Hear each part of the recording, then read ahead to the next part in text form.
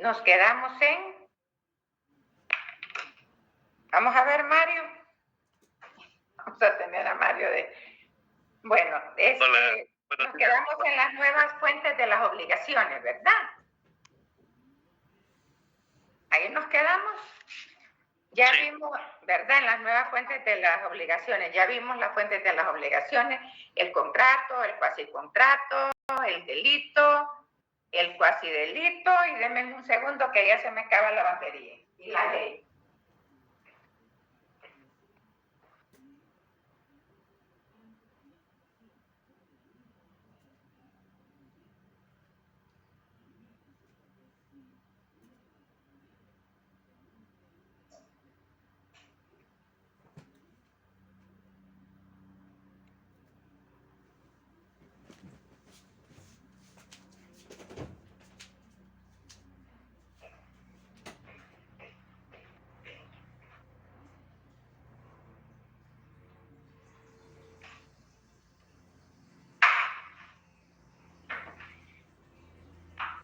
Ok, chicos.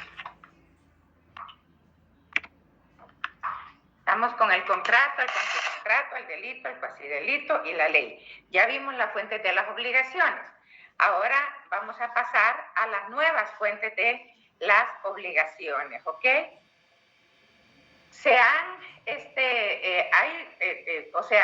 ¿Qué estamos diciendo con esto? Que no solamente esas 5 fuentes de las obligaciones se puede concretizar que son las únicas, no. Hay otras fuentes que las vamos a analizar, por ejemplo, la declaración unilateral de la voluntad, ¿ok? ¿Qué es esto de declaración unilateral de la voluntad?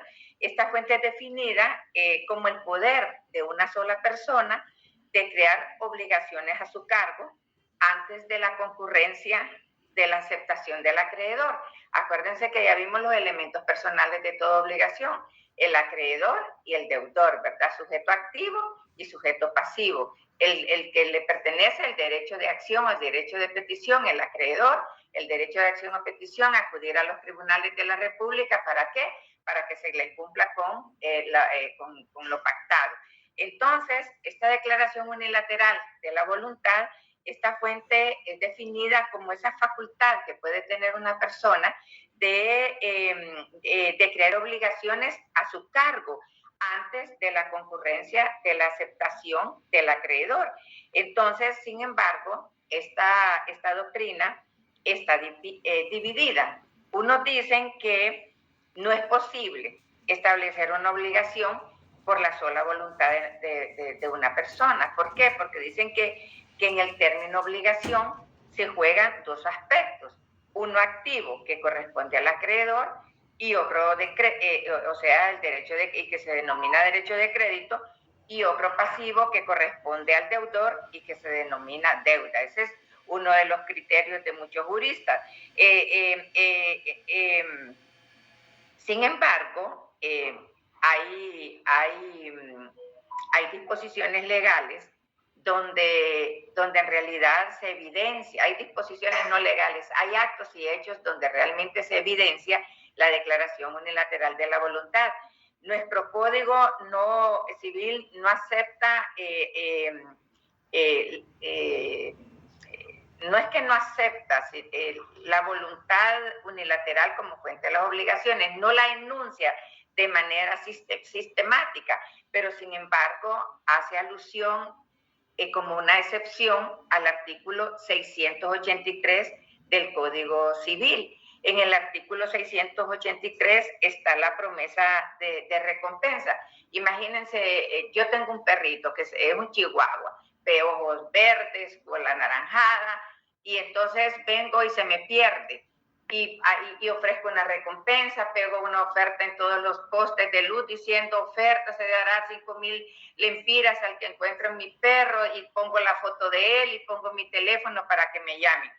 ¿Qué es eso? Eso es una declaración unilateral de la voluntad. ¿Quién se obligó? Solo me obligué yo. Hay acreedor en ese momento, en el momento en que constituye la obligación, no hay acreedor, solo hay deudora. Entonces, ¿Por qué es importante enseñarles esto? Porque miren, hay abogados que siempre se van a la textualidad y solo lo que se ve en el Código Civil, solo lo que está escrito es lo que es ley. No, tranquilo. Por ejemplo, el Código de Comercio, en los artículos 718, 720, 21 y 23, regula la oferta del comerciante. Por ejemplo, cuando vamos a ver una tienda, X tienda, y dice oferta 50% de descuento, ¿qué es eso? Esa es una declaración, solo hay un deudor que se está obligando. A mí me pasó esta situación en una tienda. Entré a la tienda y miré que tenían camisas de algodón muy buenas y decía que tenía el 50% de descuento. Cuando llegué, las escogí, me voy a la caja y cuando voy a pagar, sale la empleada y me dice, fíjese, abogada, que es que estas no están en oferta, sino que las únicas que están en oferta son las que están en este anaquel. Le dije, no, un momento, vamos, salí con ella. ¿Dónde está la gerente? Sacamos a la gerente. Pero venga para acá, ¿qué dice ahí? Dice oferta 50%. Esa es una declaración unilateral de la voluntad. Es una obligación. Entonces dice, no, pero es que solo es. Entonces le digo, si usted tiene descuento 50% y no es toda la tienda, usted me va a tener que vender las camisas al 50% de descuento, porque usted tiene una obligación unilateral para conmigo, que soy cliente de esta tienda.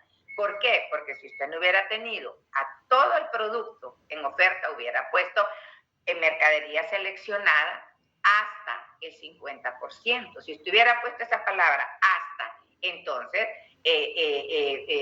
sería válido que me dijera que no me va a dar el descuento. Pero como no la tiene, usted tiene el deber de darme el descuento y me lo tuvo que dar. ¿Me doy a entender? ¿Lo dice la ley de manera expresa? No lo dice la ley de manera expresa, pero en el 683 eso se mira, se mira como una fuente de la obligación. ¿Por qué? Porque obliga, porque comprime. Aquí hay acreedor y deudor. No, hay una sola persona que son los deudores, la tienda, que está vendiendo productos con descuento. ¿Hay alguna pregunta? Abogada. Sí, buenos días, abogado. Cuénteme, identifíquese, por favor. Carlos Ordóñez. Dígame, Carlos. Entonces, prácticamente esto sería como las tiendas, que a veces, por ejemplo, en esas tiendas de electrodomésticos le ponen tanto de descuento. Ya cuando uno llega, le dicen que no, que solo son en ciertos artículos. Pero, por ejemplo, hay ciertas publicaciones donde en palabras pequeñitas las pone que hay restricciones, es decir, que es solo para ciertos artículos. Y eso es un engaño, abogado Ordóñez. Eso es un engaño. Y mire, esa tienda, no, que mire que no, le digo, usted tiene que cumplir. A la gente hay que enseñarle a ser decente. Me doy a entender, la decencia es importante, ser honesto. Y le digo, usted me está engañando. Yo entré a la tienda porque vi el descuento. Y si no me lo das, voy a ir a la Fiscalía del Consumidor, que ahí tengo una exalumna mía, que es la fiscal, es la mera. Voy a ir a denunciarte porque estás engañando al pueblo, a la gente. Entonces, es una declaración, es una fuente de la obligación. Pues nuestro código enuncia 5, pero no significa que solo esas 5 hay. Me doy a entender. Entonces, muy buen ejemplo, abogado. Generalmente le ponen en letritas chiquitas, pero realmente, si no está toda la tienda en oferta, se dice hasta. Quiere decir que pueden tener un 10, pueden tener un 20, pueden tener un 30, pero ¿qué es lo que ponen en letras grandes? Descuento 50%. Pero si no tienen en letras chiquitas, pues lo tienen que cumplir. Y ya te digo, el 718, 720, 21 y 23 del Código de Comercio hace alusión, y luego nuestro Código Civil en el artículo 683. Vamos a otra fuente, el enriquecimiento sin causa. ¿Cómo se le llama? El Código de México le llama el enriquecimiento ilegítimo, así se lo llama. ¿En qué consiste el enriquecimiento sin causa? Esto lo deberían de escribir, esto es el aumento, es todo aumento patrimonial experimentado por una persona a expensas del patrimonio de otro,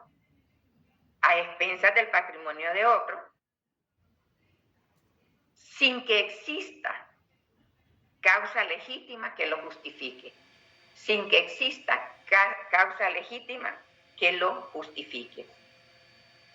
Vuelvo a repetir, es todo aumento patrimonial experimentado por una persona a expensas del patrimonio del otro sin que exista causa legítima que lo justifique. Algunos juristas le dicen también enriquecimiento injusto y a otros le dicen enriquecimiento torticero. Bueno, ¿de qué resulta de esta figura el enriquecimiento ilícito? Esto es puro contrato, chicos. El enriquecimiento ilícito, esto resulta que el que se enriquece en detrimento de otro está obligado a indemnizarlo de su empobrecimiento. ¿En qué medida? En la medida en que se ha enriquecido. Vuelvo a repetir, de esta figura del enriquecimiento resulta que el que se enriquece en detrimento de otro está obligado a indemnizarlo de su empobrecimiento en la medida en que se ha enriquecido, ¿verdad? Entonces, en nuestro Código Civil no se encuentra sistematizado el enriquecimiento sin causa. Sin embargo, los artículos 2206, chicos, vayan leyendo estos artículos, esto es puro examen, del 2206 al 2212, habla del pago de lo no debido. Cuando yo le pago a alguien, yo le debo a Ana, y en vez de pagarle a Ana, le pago a Juan y Juan recibe el dinero. Ese es un enriquecimiento sin causa. Entonces, el artículo 2206 al 2212 del Código Civil hace alusión a esa figura. Entonces, en el pago de lo no debido, ¿qué obligación nace? Nace la obligación de restituir al que por error pagó esto sin saber que no le debía a esa persona. Imagínense ustedes cuánto enriquecimiento sin causa hay en nuestro país, ¿verdad? Realmente es terrible. Entonces, esa es otra fuente del enriquecimiento sin causa o enriquecimiento ilícito.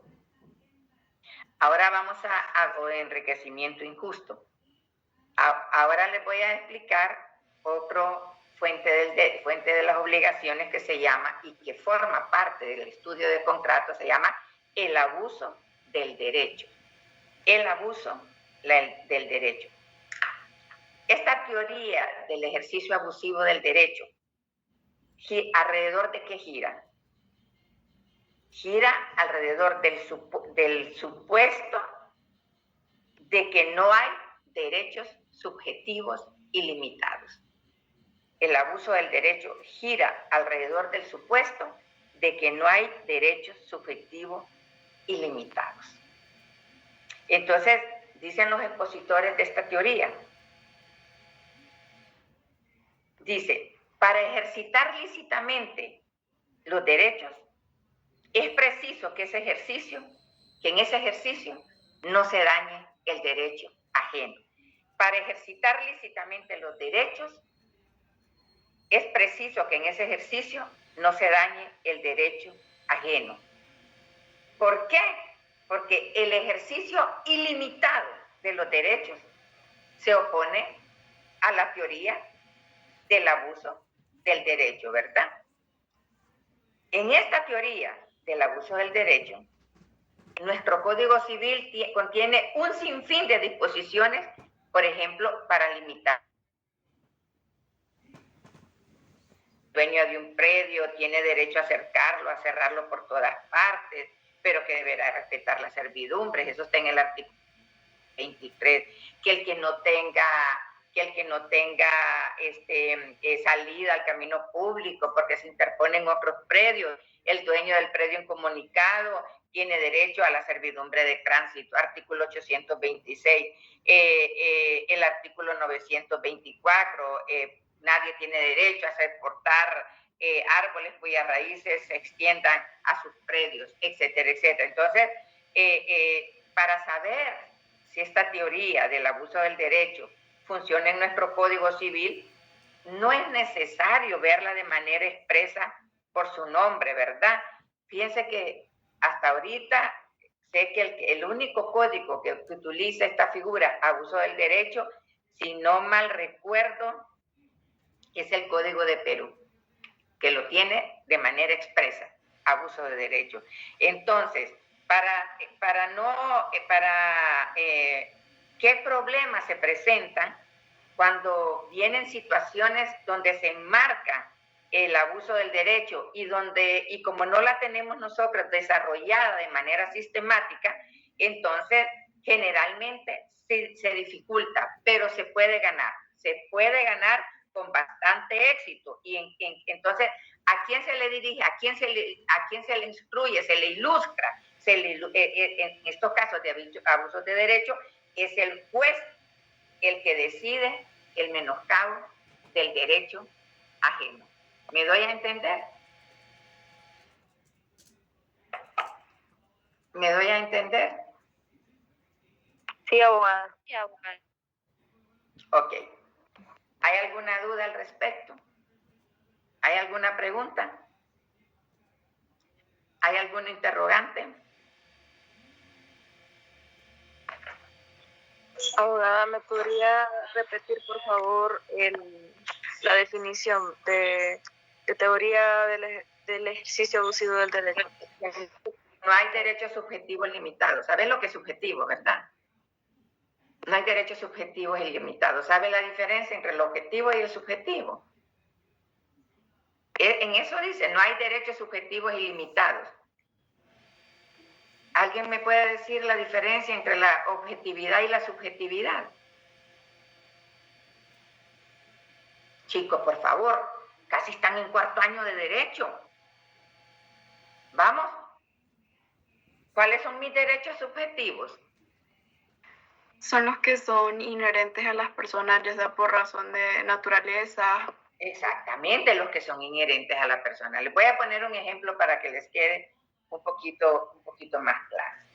Este es un caso que por eso les digo, es bien difícil, muchos juristas creen que es difícil ganarlos. No es difícil ganarlos, se ganan.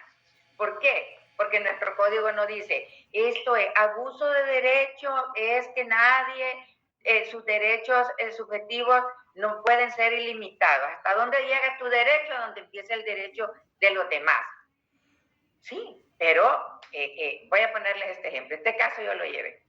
Viene don José Pérez, y don José es un hombre de 68 años. Nunca se casó y de repente se enamoró de una chiquilla de 22 años, ¿verdad? Un abuelo con una niña. José Pérez se casa y se va a una tienda X que venden electrodomésticos y todo. Y lo atienden, saben que es un hombre mayor, porque le miran su tarjeta de identidad y su aspecto. Entonces él compra refrigeradora, compra estufa, compra televisor, juego de muebles para su sala, juego de comedor, porque don José Pérez se va a casar. Compra equipo de sonido, TV, todo el menaje.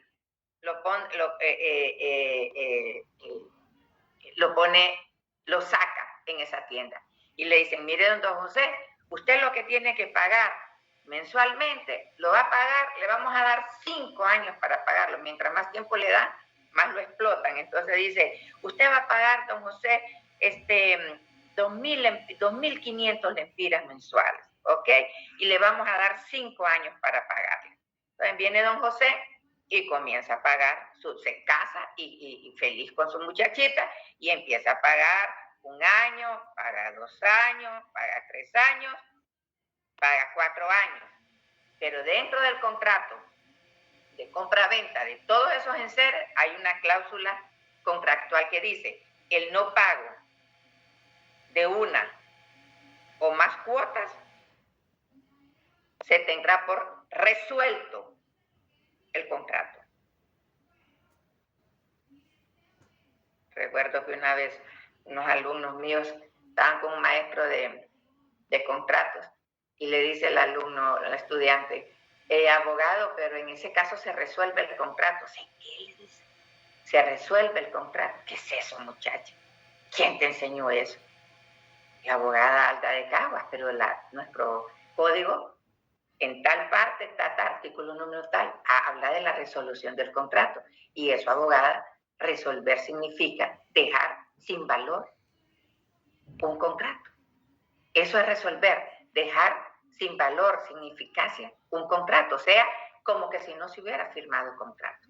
Entonces viene ahí una cláusula resolutoria en este contrato de compraventa de todos estos enseres de José Pérez, pongámosle con la Curacao, por ejemplo, al nombre que quiera, y hay una cláusula que dice el no pago de una o más cuotas se tendrá por resuelto el contrato. O sea, no hay más contrato. Viene don José Pérez y deja de pagar las cuotas porque don José comenzó con graves problemas de salud. Don José subsistía de lo que le daba el Seguro Social de pensión y pues no podía pagar, o pagaba o compraba medicamentos. Entonces vino don José y a los 4 años que tenía de estar pagando, dejó de pagar. De repente se estacionó un camión al frente de su casa y se llevó absolutamente todo el menaje que había comprado. Identifíqueme que si hay aquí declaración unilateral de voluntad, si hay aquí abuso del derecho o hay enriquecimiento ilícito. Ya tienen los conceptos. Vamos, resuelvan.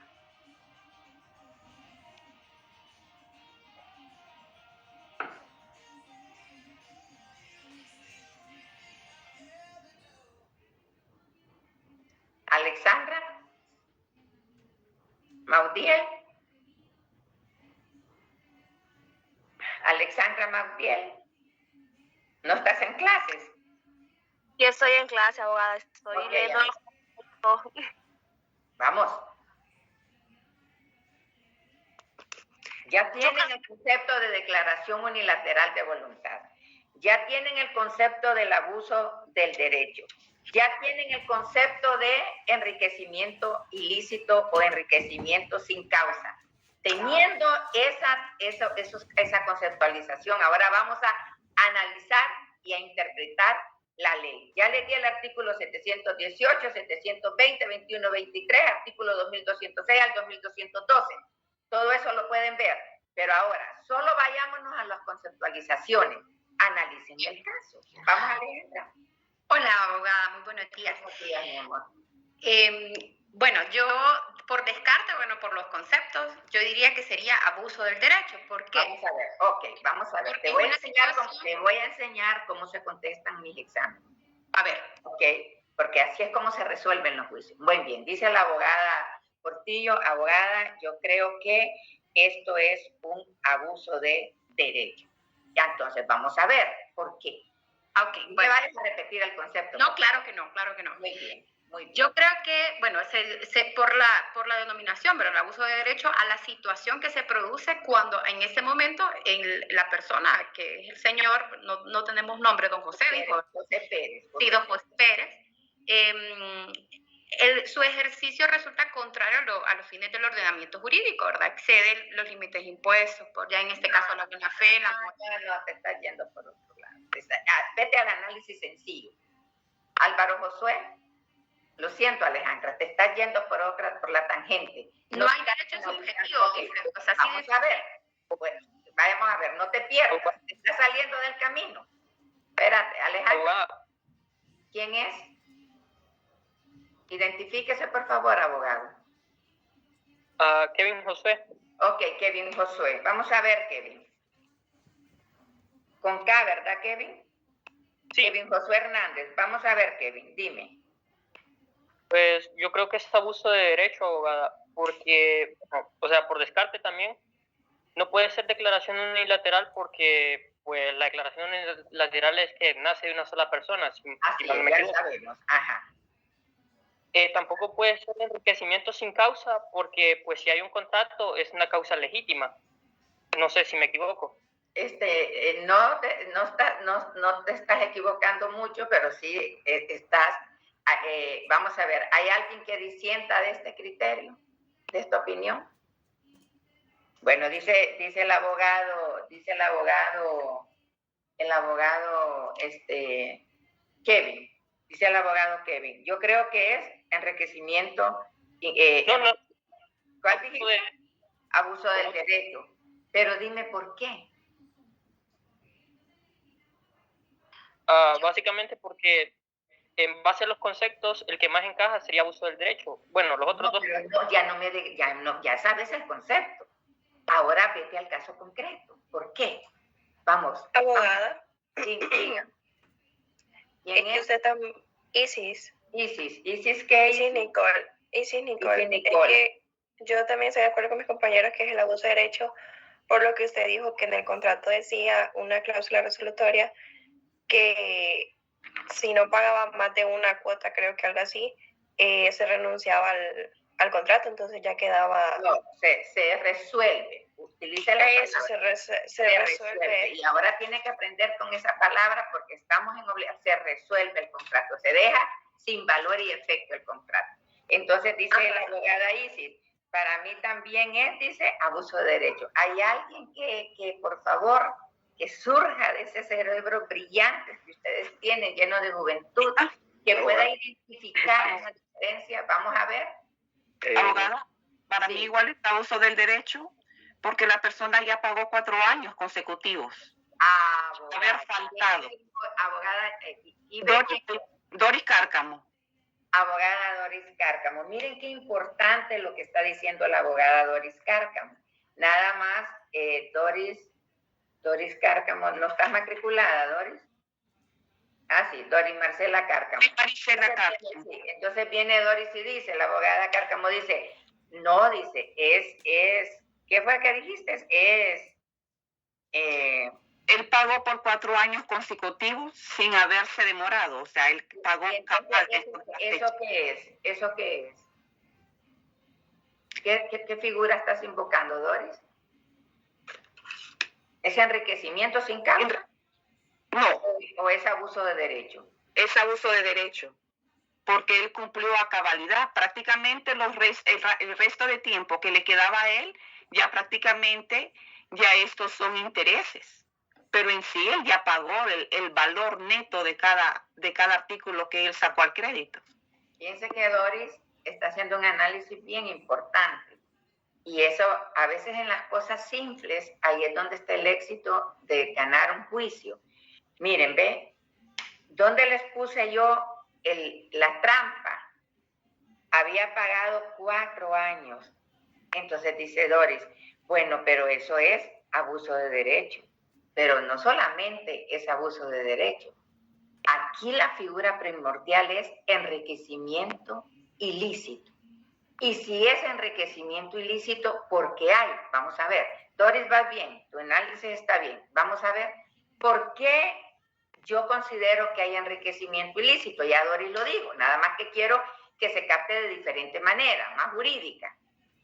Porque Doris dijo intereses. No son intereses, porque los intereses van metidos ya en el valor y que había cumplido íntegramente. No. Vamos a ver, quiero el análisis jurídico. Vamos a ver.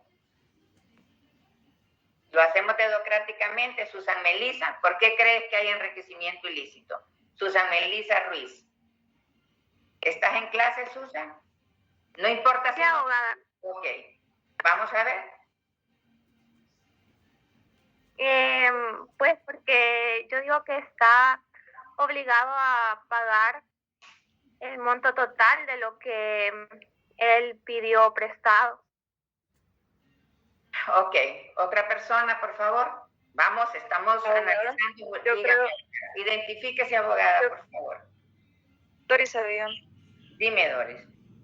Yo creo que es por el hecho en el que la empresa dueña de esa tienda se está aprovechando del señor, ya que el señor ya había pagado sus cuotas mensuales y solo le faltaba eso último, y viene y le quita todos los electrodomésticos. Además se quedó con el dinero y con los electrodomésticos que ya le había dado. Excelente, Doris. Ese es el análisis legal. La abogada Doris Avillón dice, abogada, hay enriquecimiento ilícito. ¿Se enriqueció ilícitamente la empresa? Sí, se enriqueció ilícitamente. ¿Por qué?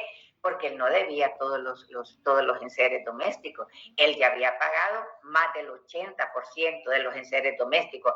¿Pudieron llevarse parte de los? Sí, parte, pero no todos. Y por lo tanto, tuvieron que regresarle todo, porque ellos no solamente cometieron abuso de derechos, porque no hay derechos subjetivos ilimitados, sino que cometieron enriquecimiento ilícito. Se llevaron todos los enseres del señor, cuando él ya prácticamente los tenía pagados, por lo menos en un 85%. ¿Qué es lo que tenían que llevarse? Lo que hacía falta de ese año de cuotas. ¿Me doy a entender? ¿Se fijan qué bonito? Eso es analizar, interpretar la ley, ¿ok? Eso no es garrote, hay que analizarlo, pero hay que analizarlo con nuestras propias palabras. Tenemos las definiciones, declaración unilateral, dijo uno de ustedes, no se da. El enriquecimiento sin causa sí se da, y se da por lo que dijo la abogada Savillón, y luego es el abuso del derecho. Si hay abuso del derecho, ¿por qué?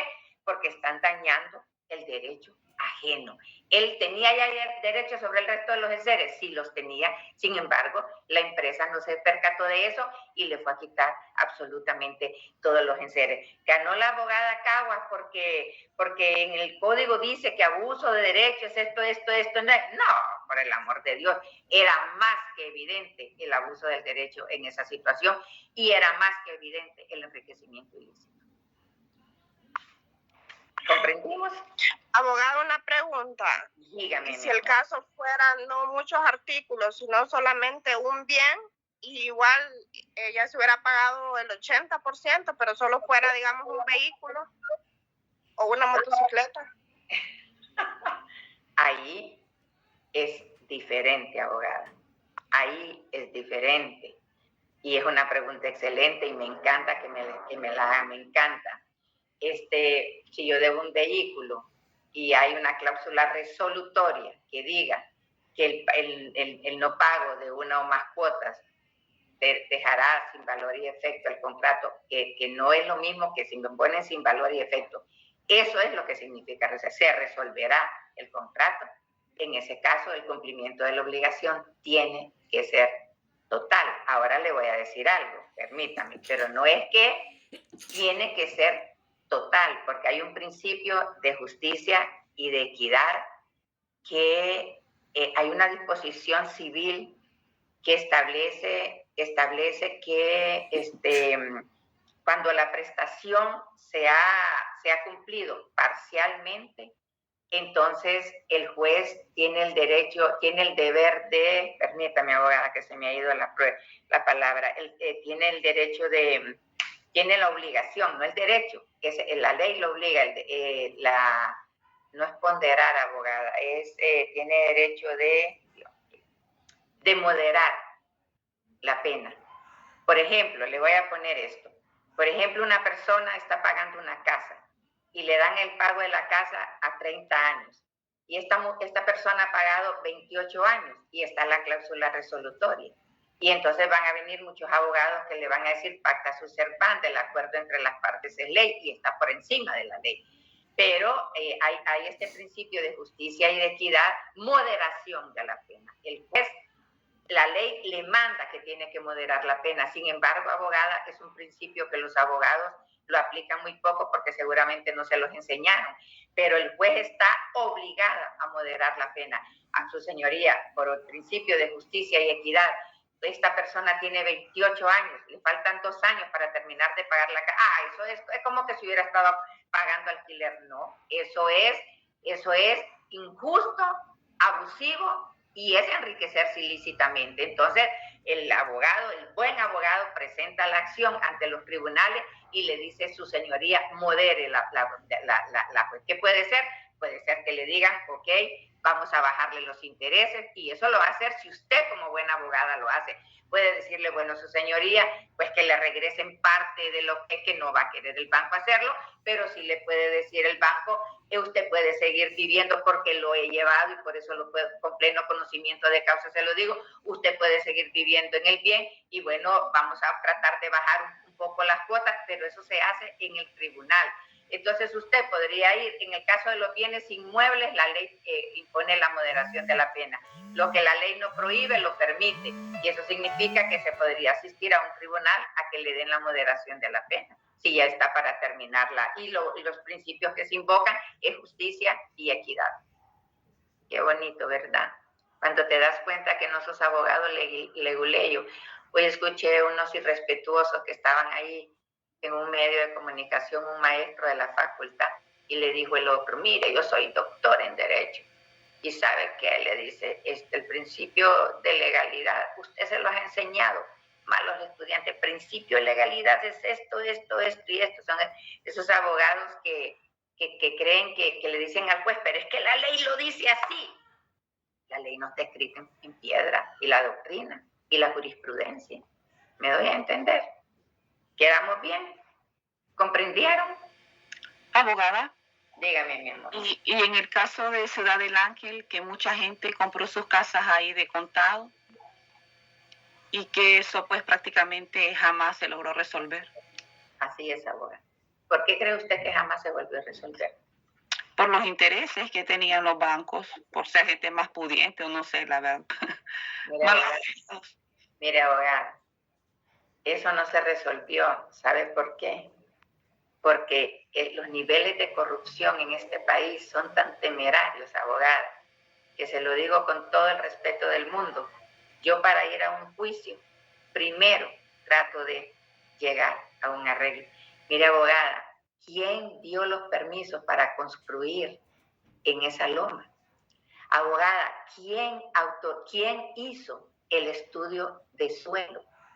Si hasta en los mapas estaba la falla geológica que pasa por ese terreno.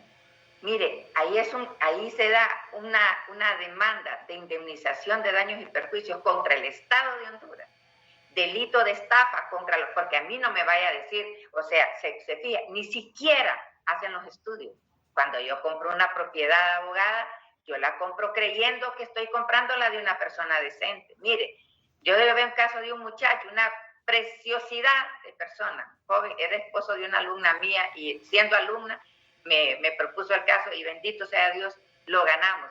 ¿Se puede imaginar usted un muchacho que tenía todo un futuro por delante y le compra a una compañía constructora 25 lotes para vender 25 casas y empieza a construir la primera casa, la segunda, cuando va por la sexta casa, le entregan, la compañía que le vendió le entrega la calle pavimentada, con luz eléctrica, con estudios ambientales, con estudios de suelo.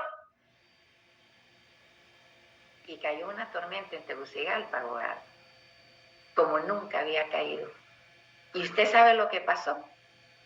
Debajo de ese terreno había una quebrada que no se percibía, pero con el estudio de suelo se tenía que haber percibido.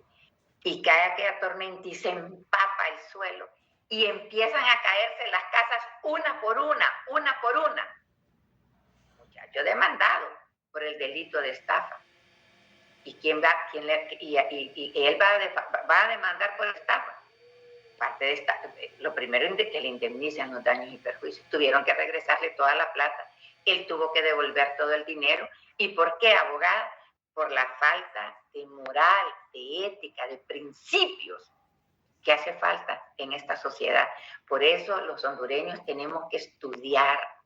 Un pueblo que estudia sale de la ignorancia, sale de la pobreza, sale de todo. ¿Me doy a entender? Bueno, chicos, entonces, abogada, dígame, mi amor. Solo una pregunta para concluir. En el caso, por ejemplo, de que yo fuera la abogada de, no sé, Juancito, creo que habían dicho, en el caso de que él compró esa casa, la estaba pagando, ya solo faltaban 2 años, entonces yo vengo y invoco el principio de justicia y equidad. Sin embargo, usted lo que va a invocar al juez, porque es un mandato que le da a la persona, al deudor, le da es un derecho y es un mandato que le da la ley al juez. El juez no puede denegar la moderación de la pena.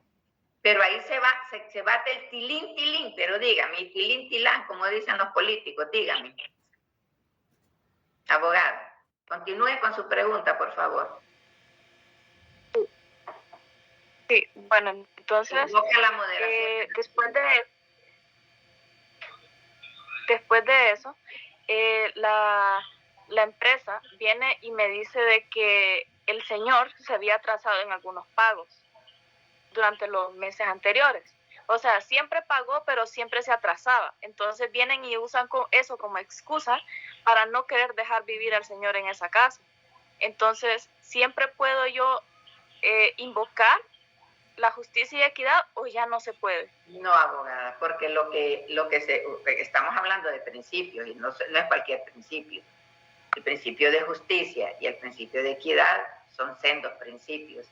Pero una persona es cuando esa persona ha sido correcta en sus pagos y que no puede pagar porque la despidieron del trabajo, no puede pagar porque está gravemente enferma, no puede pagar y es injusto, inmoral sacar a esa persona de su casa y decirle usted ya no tiene casa porque hay una cláusula rebus sic stantibus que dice que lo pactado entre las partes es ley y por ende hay una cláusula también que dice que se va a resolver el contrato. La empresa tiene derecho para presentar y decir sáquelo, y lo que utilizan, abogada, es la figura dación en pago.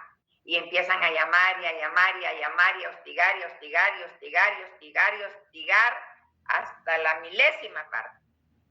Y las personas se ponen tan nerviosas y ¿sabe qué? Tráigame el documento, se lo voy a firmar. Y así se quedan por un préstamo, abogada, de 100,000 lempiras, se quedan con casas que valen millones. Dación en pago, esa es la figura que utilizan. Y a los jueces lo hacen automáticamente también, ya lo aceptan. Y se levanta un acta notarial y ya se acepta la dación en pago. Pero ese principio, los buenos abogados tenemos que aplicarlos, porque un abogado siempre miren, ser bueno es fácil, pero ser justo es lo más difícil que puede haber en la vida. Pero nosotros tenemos que luchar por la justicia y por la equidad. Eso es nuestra obligación como profesionales del derecho. Y ayudar. Tenemos que ayudar a los demás. Para eso somos abogados. Esta es la profesión más linda del mundo. El que le ayuda al pobre, le presta a Dios. Lo dice la palabra de Dios. Imagínate que Dios te deba por andarle ayudando a un pobre.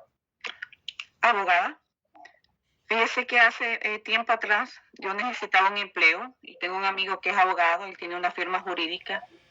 Y él me dijo, vení, trabaja conmigo una temporada y encárgate pues de recuperar unas cuentas. Y me dio aquel montón de folios de clientes desde los años 80. De deudores, y desde los años 80. Gente que ya había fallecido. O sea, yo le digo, solamente trabajé con él una semana. Y yo terminé encerrada en mi cuarto, abogada, llorando. Se lo digo porque era terrible, o sea, se me iba el saldo, no había aquel entonces wifi ni nada, se me iba el saldo como el agua, ¿verdad? Y era definitivamente lo que dice usted, estaban desangrando a la gente, porque lo que él hacía es que le compraba la cuenta a los bancos, aquellas cuentas ya incobrables, y él se dedicaba a cobrarles, y a la gente prácticamente la seguían, la perseguían, y era una situación terrible. Lástima que no había llegado a obligaciones, porque aquí va a aprender que las instituciones legales escriben a los 4 años, ¿verdad? Sí. Las instituciones financieras no cobran, no hay evidencia que cobren, en 4 años les prescribe la acción ante los tribunales de la República. Nos vemos, chicos, los quiero.